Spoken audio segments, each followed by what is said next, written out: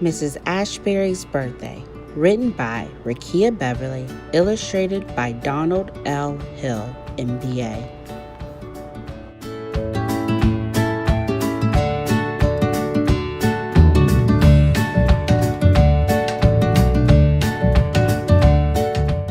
Follow us at mrsashburysworld.com, Facebook, Twitter, and Instagram.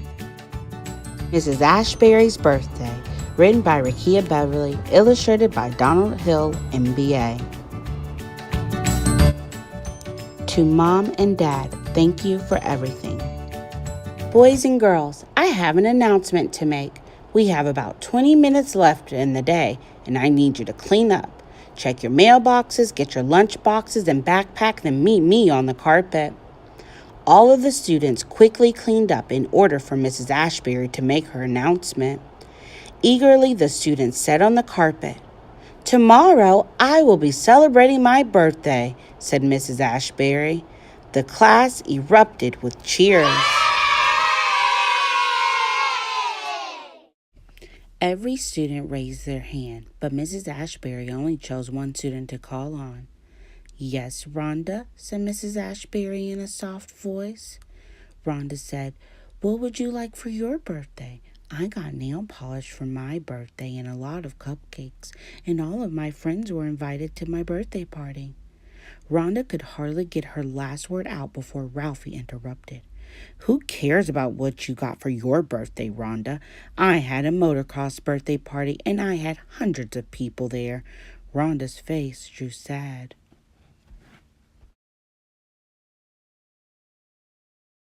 Mrs. Ashbury was disappointed that Ralphie interrupted Rhonda while she was trying to share.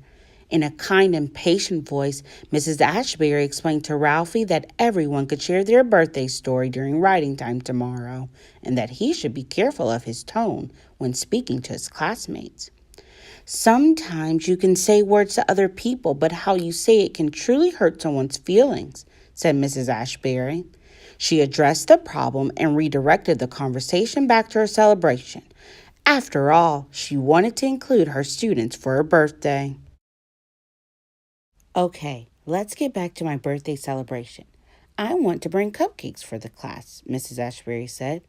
All of the students started dancing. Mrs. Ashbury smiled and giggled. "You guys are hilarious," she said.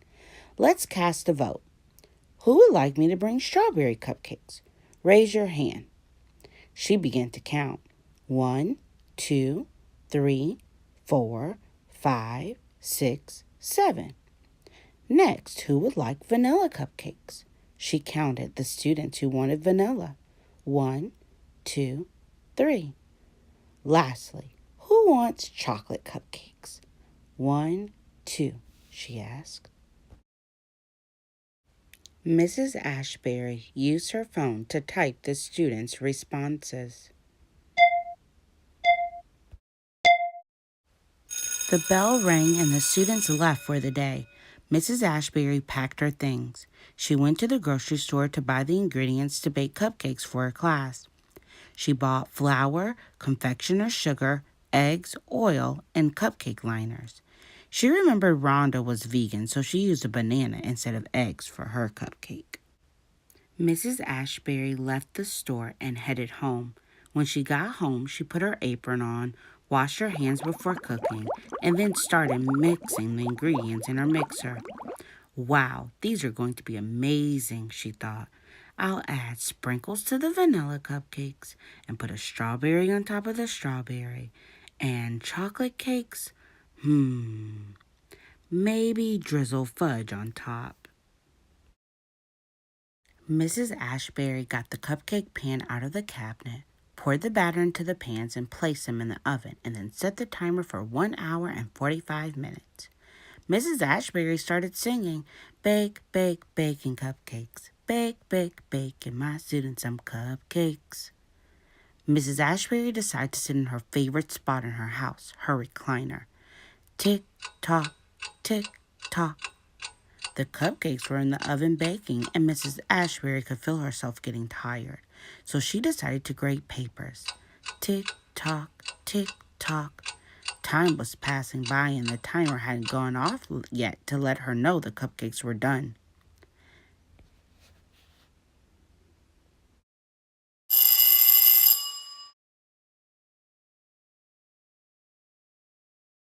Mrs. Ashbury paused from grading papers to take out the delicious cupcakes she baked. Mrs. Ashbury cried, "Oh my, the cupcakes are burnt! How will I be able to celebrate my birthday with my students now?" she thought.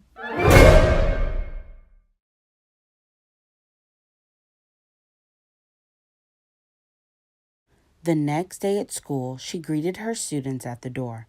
Almost every student asked when it would be cupcake time. She told the students she would talk to them during morning meeting. All of the students joined her on the carpet. "Boys and girls," in a sad voice, "I set the timer too long for the cupcakes and they burned." Rhonda raised her hand and said, "It's okay, Mrs. Ashbury. We've all made a mistake before." Ralphie chimed in again, and this time his tone was different. "Yeah, Mrs. Ashbury, it's okay.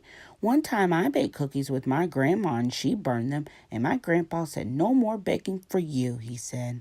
Mrs. Ashbury smiled.